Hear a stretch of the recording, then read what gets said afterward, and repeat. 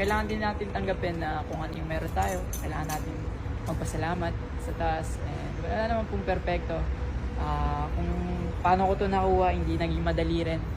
Sobrang dami kong obstacles na napagdaanan, sobrang daming paghihirap, sobrang daming luha, dugot pawis yung inalay ko dito. Isa lang to sa mga blessings mula kay God, and sa pagpupursige ko na hindi ako sumuko, hindi ako tumigil, pinaglaban ko kung ano yung pangarap ko sa buhay. Siguro ganun po, focus po kung ano yung kaya natin gawin, at maging magpasalamat tayo.